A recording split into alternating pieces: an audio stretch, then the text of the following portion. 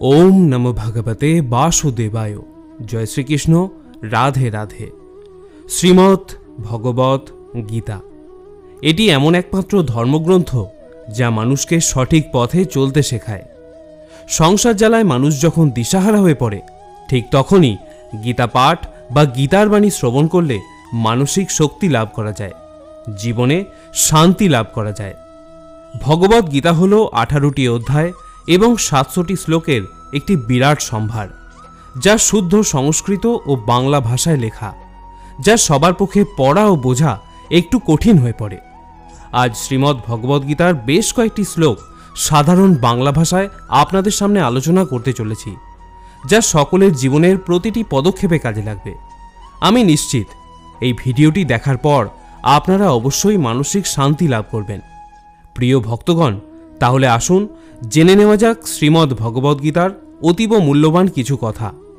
ভগবান শ্রীকৃষ্ণ বলেন, যেমন অন্ধকারেও আলো উজ্জ্বল হয়, ঠিক সেরকমই সত্য সবসময় উজ্জ্বল হয়।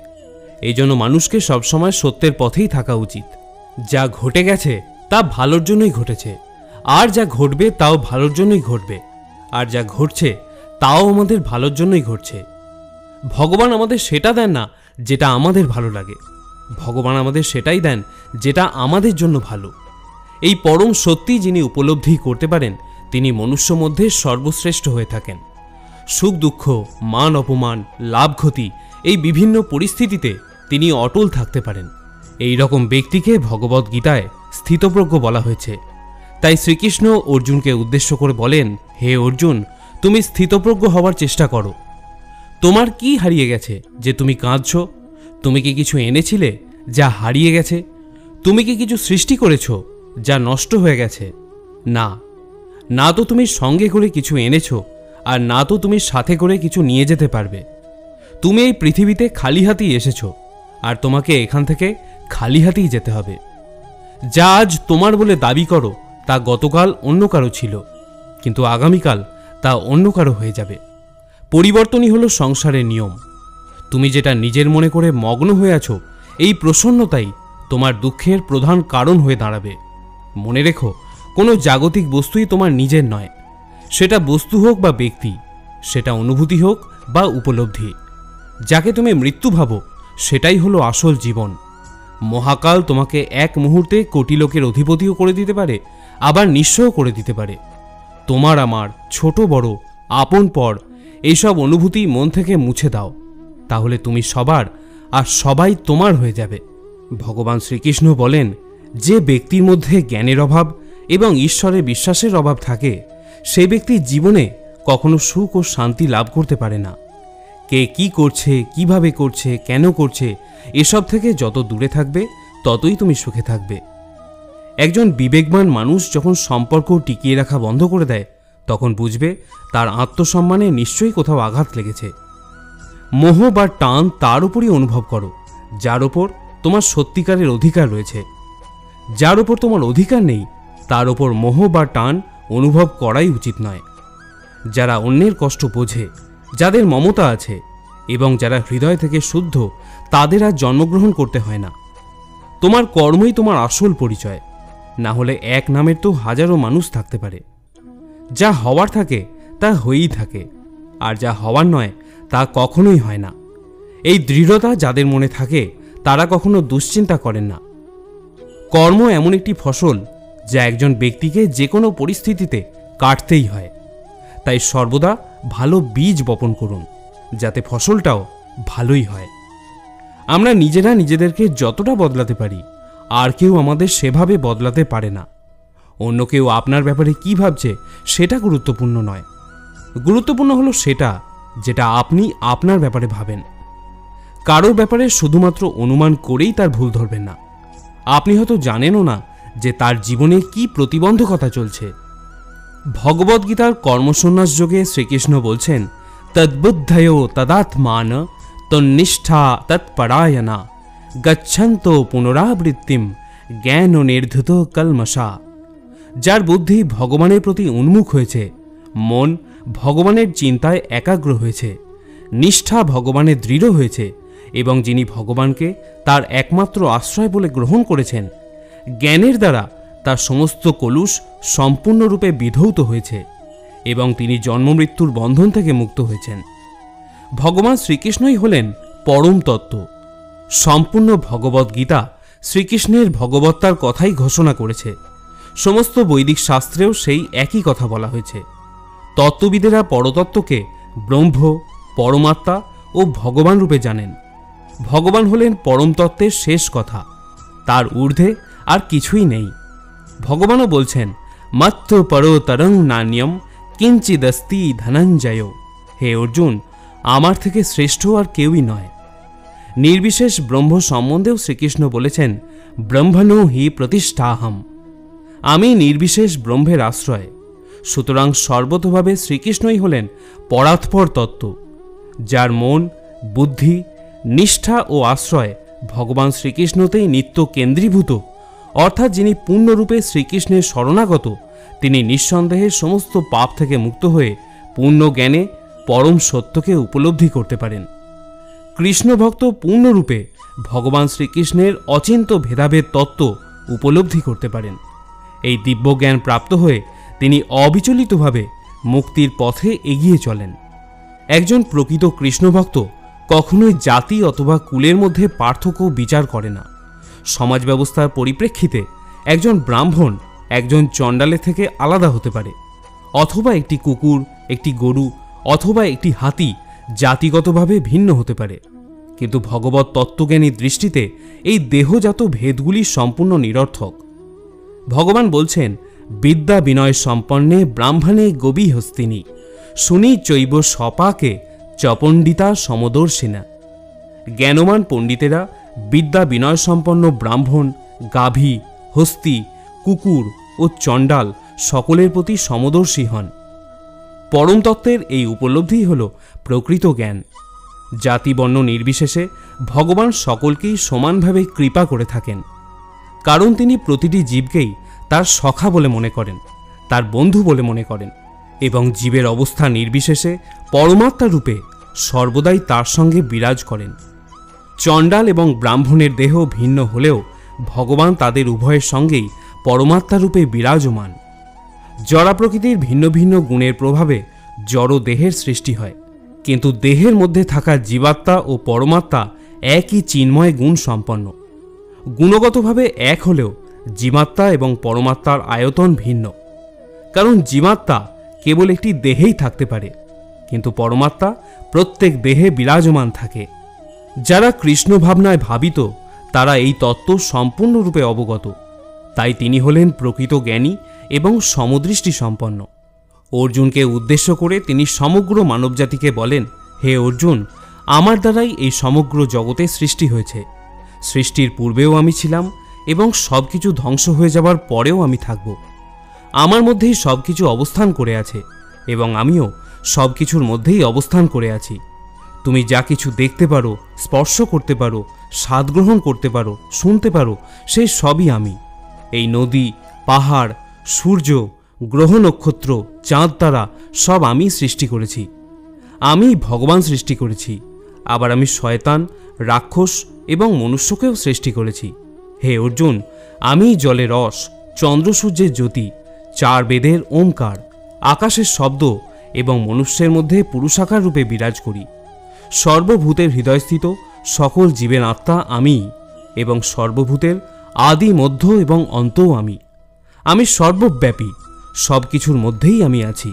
সবের মধ্যে শুধু আমি আর আমিই আছি। আমি ব্রহ্মা হয়ে সব কিছু সৃষ্টি করি এবং রুদ্র হয়ে সব কিছু ধ্বংস করে থাকি। আমি এভাবেই সৃষ্টি ও ধ্বংস করতে থাকি, যাতে মনুষ্য জন্মমৃত্যু চক্র থেকে মুক্ত হতে তৎপর হয় এবং আত্মা পুনরায় পরমাত্মায় অর্থাৎ আমাতে বিলীন হতে পারে। হে কৌন্তেয়, সত্য, তম ও রজ এই তিন গুণ আমার থেকেই উৎপন্ন হয়েছে, কিন্তু আমি নিজে এই তিন গুণের প্রভাব থেকে মুক্ত, অর্থাৎ আমি এই তিন গুণেরও অতীত। এই তিন গুণের প্রভাবে এই সমস্ত জগতের প্রাণীসমূহ মোহিত হয়ে আছে। তাই এই ত্রিগুণের অতীত অবিনাশী আমাকে তারা জানতে পারে না, কারণ আমার অতি ক্ষুদ্র এই ত্রিগুণাত্মিকা মায়া অত্যন্ত দুস্তর। কিন্তু যারা কেবল নিরন্তর আমার ভজনা করে থাকে তারা এই দুস্তর মায়া উত্তীর্ণ করতে সমর্থ হয়। শ্রীকৃষ্ণ বলেন, আপনার কষ্ট পাওয়ার দোষ কখনো নিজের দণ্ডকে দেবেন না। নিজের মনকে বোঝান, আপনার মনকে পরিবর্তন করলেই সব দুঃখ কষ্ট কেটে যাবে। আমরা যখন কোনো কাজ ভগবানের নামে করে থাকি, তখন ভগবানের শক্তি আমাদের সাহায্য করে, আর আমাদের সাফল্য লাভও নিশ্চিত হয়ে যায়।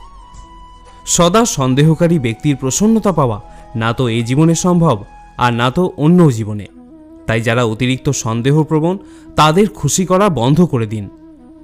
জাগতিক বস্তু সম্পর্কে চিন্তা করতে করতে মানুষ তাদের প্রতি আসক্ত হয়ে পড়ে, এবং এই আসক্তির কারণে তাদের মনে কামনা বাসনা তৈরি হয়।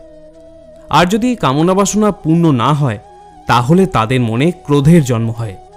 ভগবান বলেছেন, রিপুদের মধ্যে সবথেকে ভয়ঙ্কর হল এই ক্রোধ বা রাগ। যদি শারীরিক ও মানসিকভাবে আপনি সুস্থ থাকতে চান, তাহলে এই রাগকে বর্জন করতে হবে। জীবনের বিশাল কর্মক্ষেত্রে আমরা সকলেই পীড়িত, বিষাদিত। আমাদের জন্য ওই একই ওষুধ। আমাদের শাস্ত্র দুঃখমুক্তির জন্য কামনা বাসনা ত্যাগের কথা বলেছে। গীতার উপদেশ কিন্তু তা নয়। চিত্তের বহুমুখী বৃত্তি দুঃখ দেবে, উৎপাটন করাও যাবে না। সব কামনার মূলে একটি কামনা আছে, ভিত্তিভূমি আছে। সেই লক্ষ্য জেনে দৃষ্টি সেদিকে স্থির রেখে চলতে হবে। জীবনে অনেক প্রয়োজন অপরিহার্য হয়ে দেখা দেয়, তাতে যেন আমরা লক্ষ্য থেকে বিচলিত না হই। জীবনে একটি লক্ষ্য স্থির হওয়া একান্ত প্রয়োজন। সেটা হলেই দুঃখ লাঘব হয়ে যাবে। গীতা কৃপা করে প্রকাশ করেছেন সেই লক্ষ্য কি। ইয়ং লব্ধা চাপর লাভম মন্যতে নাধিকম তত যস্মিন স্থিত্যা না দুঃখেন গুরুনাপি বিচাল্যতে। যাকে পেলে জগতের অন্য কিছু লাভ করা শ্রেষ্ঠ বলে মনে হয় না, যাকে পেলে গুরুতর দুঃখ এলেও বিন্দুমাত্র বিচলিত হতে পারে না, সেই শ্রী ভগবান লাভই জীবনের একমাত্র লক্ষ্য। সেই আমাদের সাধ্য বস্তু। তাঁর দিকে লক্ষ্য স্থির রেখে আমাদের এই জীবন পথে আগে এগিয়ে যেতে হবে। লক্ষ্য কখনো স্থির থাকে না। অহংকার প্রবল হয়ে সব গোলমাল করে দেয়। রজ তমগুণ বর্ধিত হলে মানুষ অহংকারী, ক্রোধী এবং দুর্বিনীত হয়ে পড়ে। অনেক ক্ষেত্রে দেখা যায়, অন্যায় কর্ম থেকে বিরত হওয়ার চেষ্টা করেও মানুষ সেটা করতে পারে না। মানুষ চায় ভালো হতে, কিন্তু কোনো এক অজ্ঞাত শক্তি তাকে খারাপ কাজ করতে বাধ্য করায়। অর্জুন যে প্রশ্ন ভগবানকে করেছেন, সেই প্রশ্ন আমাদের অনেকের মনেই উদয় হয়। অনিচ্ছা সত্ত্বেও কে যেন বলপূর্বক আমাদের পাপ কার্যে নিয়োজিত করে। অর্জুন জিজ্ঞাসা করছেন, অথ কেন প্রযুক্ত হয়ম পাপম চরতি পুরুষ অনিচ্ছন্নপি বার্ষ্ণেয় বলা দিব নিয়োজিত। শ্রী ভগবান বললেন, এর কারণ হল কাম এবং ক্রোধ। রজগুণ থেকেই এদের উৎপত্তি। এই কাম ও ক্রোধ হল দুর্দমনীয়। এদের ইচ্ছাকে কখনোই পূরণ করা যায় না। এরা হল সংসারে ঘোর শত্রু স্বরূপ। এর মূলে আছে অহংকার। অহংকার ও বিমূঢ়াত্মা কর্তামিতি মন্যতে। এই দেহকে কেন্দ্র করে যে অহংকার, সেই দেহের ওপর কি অধিকার আছে আমাদের? ঈশ্বরের অনুমতি ছাড়া গাছের একটি পাতাও নড়ে না। অহংকার আমাদের সাজে না। বর্ণের আদিতে অ এবং অন্তে হ, বিশ্বের আদিতে ও অন্তে যিনি আছেন ও থাকেন, তারই শুধু হওয়ার সাজে। অহং আর কারও নয়। আমি, আমার, এগুলি থেকেই আমাদের যত গোলমাল, যত অশান্তি। আমরা জাগতিক বস্তুকে ধরে রাখার যতটা প্রচেষ্টা করি, ভগবানকে ধরে রাখার জন্য কি সেই প্রচেষ্টা করি? তাই সব আমিত্ব ভগবানকে সমর্পণ করে তার শরণাগত হলেই কল্যাণ। আমিত্ব গেলেই জঞ্জাল ঘুচবে। সংসারে অহংকার পদে পদে আঘাত এবং দুঃখ আনে। চরম আঘাত পেয়ে মনে হয়, ঠাকুর তোমার ইচ্ছাই পূর্ণ হোক। অহংকার শূন্য হয়ে যা কিছু তোমার, তার সব কিছু ঈশ্বরকে সমর্পণ করো। ইয়ৎ করোষি ইয়ৎ আসনাসি যজুহসি দদাসি ইয়ৎ ইয়ৎ তপস্যাসি কৌন্তেয় তৎ কুরুষ্য মদর্পণাম। অর্পণেও অহংকার যেন প্রবেশ না করে, সেজন্য সদা সাবধান থাকতে হবে। 20 লক্ষ স্বর্ণমুদ্রা ব্যয় করে সুরম্য মন্দির প্রতিষ্ঠা করেছেন রাজা। সেই মন্দির ত্যাগ করে সাধুশ্রেষ্ঠ নরোত্তম ঠাকুর ভক্তগণের সঙ্গে মন্দির ছেড়ে রাস্তার ধারে নাম সংকীর্তন করেছেন। রাজা জিজ্ঞাসা করলেন, মন্দির ছেড়ে রাস্তায় কেন কীর্তন করছেন? নরোত্তম বললেন, সে মন্দিরে দেব নাই। তখন রাজা রেগে গিয়ে বললেন, দেব নাই? হে সন্ন্যাসী, নাস্তিকের মতো কথা বলো। রত্ন সিংহাসনের পরে দীপিতেছে রতন বিগ্রহ, শূন্য তাহা। সাধু বলল, শূন্য নয়, রাজদম্ভে পূর্ণ। আপনারে স্থাপিয়াছ, জগতের দেবতারে নহে। রাজা মন্দিরে রত্ন বিগ্রহ স্থাপন করে পুণ্য সঞ্চয়ের চেষ্টা করলেও সেখানে অহংকার প্রবেশ করায় সেই পুণ্য কর্ম মন্দ হয়ে গেল। এখানে রাজা দেবতাকে নয়, ভুলে নিজের অহংকারকেই স্থাপন করেছে। তাহলে দেখলেন তো, সৎ কাজও মন্দ হয়ে যায় যদি সেখানে অহংকার ঢুকে যায়। তাই শ্রী ভগবান গীতার শেষ অধ্যায়ে শোনালেন সেই চরম কথা, সর্বধর্মান পরিত্যজ মামেকম শরণম ব্রজ, অহম তম সর্ব পাপেভ্য মোক্ষয়িষ্যামি মা শুচ। সব ধর্ম ছেড়েও যদি কেবল আমার শরণ নাও, সেজন্য যদি তোমাকে পাপ স্পর্শ করে, আমি তোমাকে সকল পাপ থেকে মুক্ত করব। সর্বতভাবে তার হতে হবে, তখন আর কোনো কর্তব্যই থাকবে না। তখন সবই ভগবানের কাজ, তুমি কেবল নিমিত্ত মাত্র।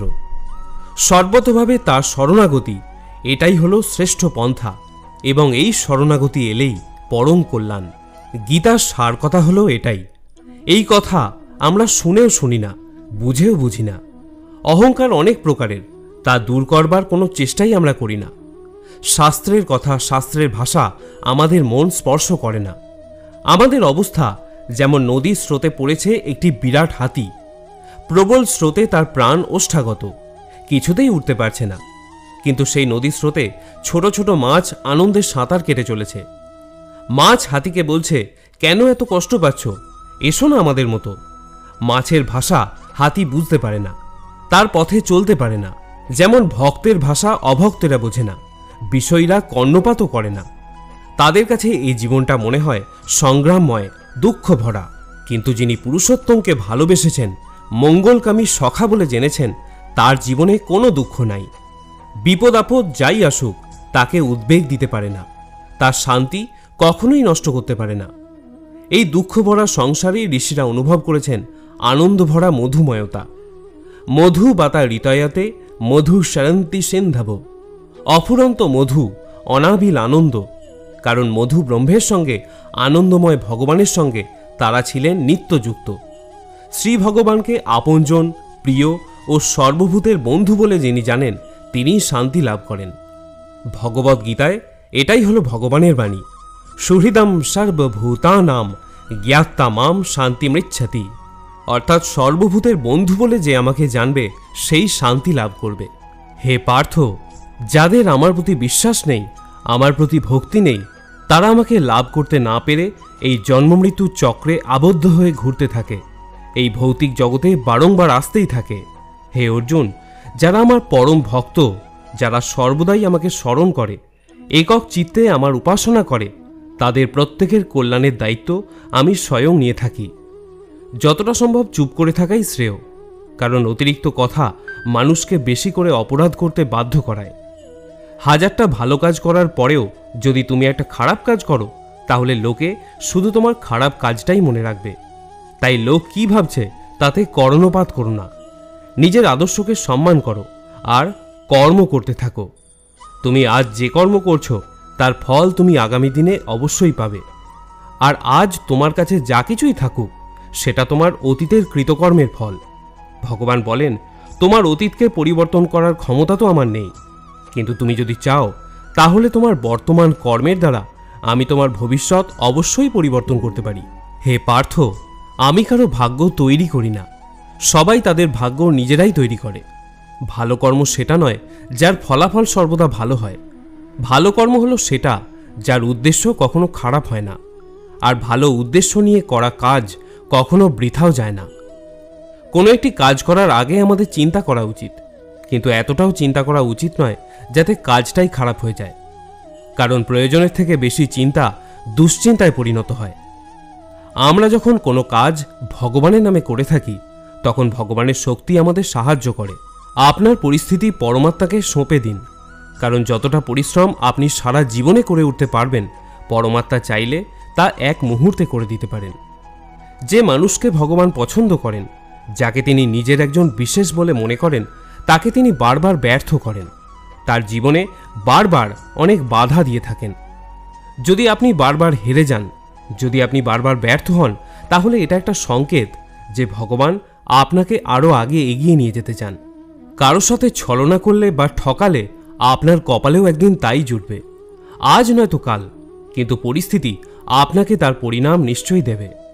যদি সত্যের রাস্তায় জীবন কাটান তাহলে প্রতি মুহূর্তে শান্তি পাবেন, আর যদি ছলনা বা মিথ্যার পথ বেছে নেন তাহলে প্রতি মুহূর্তে শাস্তি পাবেন। পরমেশ্বর বলেন, হয় তুমি সময়ের সাথে বদলে যাও, নয়তো সময়কেই বদলাতে শেখো, কিন্তু নিজের ভাগ্যকে কখনো দোষারোপ করো না। ভগবদ্গীতায় পরমেশ্বর বারবার বলেছেন যে সমস্ত কর্ম আমাকে অর্পণ করো। গীতার 2য় অধ্যায়ে ভগবান বলছেন, ময়ি সর্বাণি কর্মাণি সঙ্গন্যস্য অধ্যাত্ম চেতসা নিরাশির নির্মমো ভূত্বা যুদ্ধস্য বিগত জড়ো। এই শ্লোকে স্পষ্টভাবে ভগবদ্গীতার উদ্দেশ্য বর্ণনা করা হয়েছে। এখানে ভগবান আদেশ করছেন যে সম্পূর্ণভাবে ভগবৎ চেতনায় উদ্বুদ্ধ হয়ে কর্তব্য কর্ম করে যেতে হবে। সৈনিকেরা যেমন গভীর নিষ্ঠা ও শৃঙ্খলার সঙ্গে তাদের কর্তব্য কর্ম করে, মানুষের কর্তব্য হল ঠিক তেমনভাবেই ভগবানের সেবা করা। ভগবানের আদেশকে কখনো কখনো অত্যন্ত কঠোর বলে মনে হতে পারে, কিন্তু তার আদেশ পালন করাই হচ্ছে মানুষের ধর্ম। তাই শ্রীকৃষ্ণের উপর নির্ভরশীল হয়ে তা আমাদের পালন করতেই হবে, কেননা সেটি হল জীবের মূল স্বরূপ। তাই শ্রীকৃষ্ণ কখনো অর্জুনকে সখার মতো, আবার কখনো গুরুর মতো নির্দেশ দিয়েছেন যুদ্ধ করার। অর্জুনের পক্ষে সেই নির্দেশ যাচাই করার কোনো পথ ছিল না, তাকে সেই নির্দেশ মানতেই হয়েছিল। ভগবান হচ্ছেন সমস্ত আত্মার আত্মা, তাই নিজের সুখ সুবিধার কথা বিবেচনা না করে যিনি সম্পূর্ণভাবে পরমাত্মার উপর নির্ভরশীল, অথবা পক্ষান্তরে যিনি সম্পূর্ণরূপে কৃষ্ণ ভাবনাময়, তিনিই হচ্ছেন অধ্যাত্ম চেত। ভৃত্য যখন প্রভুর সেবা করে তখন সে কোনো কিছুরই আশা করে না। খাজাঞ্চি লক্ষ লক্ষ টাকা গণনা করেও তার এক কপর্দকও নিজের বলে মনে করে না, কারণ সে জানে যে সেই টাকা তার মালিকের। ঠিক তেমনি এই জগতের সবকিছুই ভগবানের, তাই তার সেবাতে সবকিছু অর্পণ করাই হলো আমাদের কর্তব্য। আমরা যদি তা করি তাহলে আমরা ভগবানের যথার্থ ভৃত্য হতে পারি, তাহলেই আমাদের জন্ম সার্থক হয় এবং আমরা পরম শান্তি লাভ করতে পারি। কেউ যখন এই প্রকার কৃষ্ণ ভাবনাময় হয়ে কর্ম করে তখন নিঃসন্দেহে সে কোনো কিছুর ওপরই মালিকানা দাবি করে না। এই মনোবৃত্তিকে বলা হয় নির্মম, অর্থাৎ কোনো কিছুই আমার নয়। ভগবানের এই কঠোর নির্দেশ পালন করতে যদি আমরা অনিচ্ছা প্রকাশ করি, যদি আমরা আমাদের তথাকথিত আত্মীয় স্বজনের মায়ায় আবদ্ধ হয়ে ভগবানের নির্দেশকে অবজ্ঞা করি, তবে তা আমাদের অজ্ঞানতাকেই নির্দেশ করে। যাদের মনে কৃষ্ণ ভাবনার উদয় হয়েছে তাদের আর জড়জাগতিক ইন্দ্রিয় উপভোগের বাসনা থাকে না, কিন্তু যাদের চেতনা শুদ্ধ হয়নি তাদের কর্তব্য হল শাস্ত্রের নির্দেশ অনুসারে জীবন যাপন করা। একমাত্র সেটা করলেই পরমার্থ সাধনের পথে অগ্রসর হওয়া যায়। পরমেশ্বর বলছেন, ইন্দ্রিয়স্য ইন্দ্রিয়স্যার্থে রাগ ও দেশৌ ব্যবস্থিতৌ তয়োর্নো বশমাগচ্ছেদ তৌ হস্য পরিপন্থী নৌ। উচ্ছৃঙ্খল জীবনযাপন করে বিষয়ভোগ করার ফলে মানুষ জড় বন্ধনে আবদ্ধ হয়ে পড়ে, কিন্তু শাস্ত্রের নির্দেশ মেনে জীবনযাপন করলে আর ইন্দ্রিয়গ্রাহ্য বিষয়ের দ্বারা আবদ্ধ হতে হয় না। যেমন যোনিসম্ভোগ করার বাসনা প্রতিটি বদ্ধ জীবাত্মার মধ্যেই থাকে, তাই শাস্ত্রে নির্দেশ দেওয়া হয়েছে বিবাহ করে দাম্পত্য জীবনযাপন করতে। বিবাহিত স্ত্রী ব্যতীত অন্য কোনো স্ত্রীলোকের সঙ্গে অবৈধ সঙ্গ করতে শাস্ত্রে বারণ করা হয়েছে এবং অন্য সমস্ত স্ত্রীলোককে মাতৃজ্ঞানে শ্রদ্ধা করতে বলা হয়েছে। কিন্তু শাস্ত্রে এই সমস্ত নির্দেশ থাকা সত্ত্বেও মানুষ তা অনুসরণ করতে চায় না, ফলে সেই জড়বন্ধনে নাগপাশ থেকে মুক্ত হতেও পারে না। এই ধরনের বিকৃত বাসনাগুলি দমন করতে হবে, তা না হলে সেগুলি আত্ম উপলব্ধির পথে দূরতিক্রম প্রতিবন্ধক হয়ে দাঁড়াবে। জড় দেহটি যতক্ষণ আছে ততক্ষণ তার প্রয়োজনগুলিও মেটাতে হবে, কিন্তু তা করতে হবে শাস্ত্রের বিধিনিষেধ অনুসরণ করার মাধ্যমে।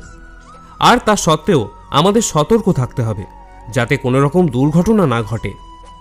রাজপথে যেমন দুর্ঘটনা ঘটার সম্ভাবনা থাকে, তেমনি শাস্ত্রের বিধিনিষেধের দ্বারা নিয়ন্ত্রিত হওয়া সত্ত্বেও পথভ্রষ্ট হওয়ার সম্ভাবনা থাকে।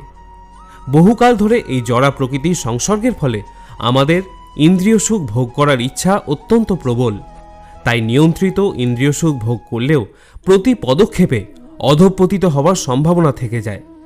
তাই নিয়ন্ত্রিত ইন্দ্রিয় উপভোগের আসক্তিও সর্বতভাবে বর্জনীয়। ভগবান শ্রীকৃষ্ণকে ভালোবেসে তার সেবায় ব্রতী হতে পারলে অচিরেই আমরা জড় সুখভোগ করার বাসনা থেকে মুক্তি হতে পারি। তাই কোনো অবস্থাতেই ভগবানের সেবা থেকে বিরত হওয়া উচিত নয়। ইন্দ্রিয় সুখ বর্জন করার উদ্দেশ্য হল কৃষ্ণ ভাবনামৃত লাভ করা, তাই কোনো অবস্থাতেই তা পরিত্যাগ করা উচিত নয়। আচ্ছা, আপনি কি বলতে পারবেন যে ভগবানকে কারা সহজে লাভ করতে পারেন? কোন বস্তু অর্পণ করলে ভগবান সবথেকে বেশি খুশি হন? কোন দ্রব্য দিয়ে পুজো করলে তিনি অত্যন্ত সন্তুষ্ট হন? ধনী না দরিদ্র, কারা বেশি ভগবানকে লাভ করার দাবি রাখতে পারে? ভগবদ্গীতার রাজগুহ্যযোগে শ্রী ভগবান বলছেন, পত্রম পুষ্পম ফলম তোয়ম ইয়ো মে ভক্তিয়া প্রযচ্ছতি তদাহম ভক্তুপহৃতম অশ্নামি প্রজতাত্মনা। ভগবত ধাম বা ভগবানকে লাভ করার শ্রেষ্ঠ এবং একমাত্র পন্থা হল মনকে কৃষ্ণ ভাবনায় নিয়োজিত করা। এই প্রকার বিস্ময়কর ফল লাভ করার পদ্ধতি অত্যন্ত সহজ। এমনকি অত্যন্ত দরিদ্রতম ব্যক্তিও কোনো রকম যোগ্যতা ছাড়াই এর অনুশীলন করতে পারে। এটি লাভ করার পক্ষে একমাত্র যোগ্যতা হল ভগবানের শুদ্ধ ভক্ত হওয়া। কার কি পদমর্যাদা অথবা তার স্থিতি কি, তাতে কিছুই যায় আসে না। শ্রীকৃষ্ণ তার পূর্ণ ভক্তের কাছ থেকে একটি পত্র অথবা একটি পুষ্প গ্রহণ করেন, কিন্তু একজন অভক্তের কাছ থেকে কোনো রকমের নৈবেদ্য গ্রহণ করেন না। যদিও তার কারো কাছ থেকে কোনো কিছুরই প্রয়োজন নেই, কারণ তিনি হলেন স্বয়ং সম্পূর্ণ। এই সমস্ত সৃষ্টি চরাচর সবই তার, কিন্তু তবুও প্রীতি ও ভালোবাসার বিনিময়ে তিনি তার ভক্তের নৈবেদ্য গ্রহণ করে থাকেন।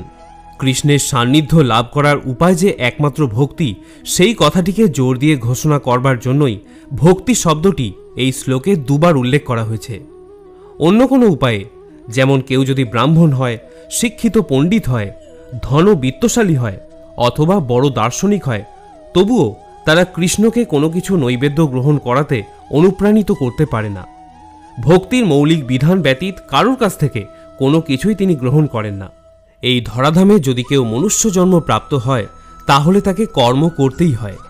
ভেবে দেখুন, স্বয়ং শ্রীকৃষ্ণ সচ্চিদানন্দ স্বরূপ ভগবান হলেও কর্মের নিয়তি চক্র থেকে তিনিও রেহাই পাননি। তার কৃতকর্মের জন্যই যদুকুল ধ্বংস হয়ে গিয়েছিল, কিন্তু তার সেই নিয়তিকে তিনি মাথা পেতে নিয়েছিলেন। তিনি অর্জুনকে বলছেন, হে পার্থ, এই ত্রিজগতে আমার কিছুই কর্তব্য নেই, তবুও আমি কর্ম করে যাচ্ছি।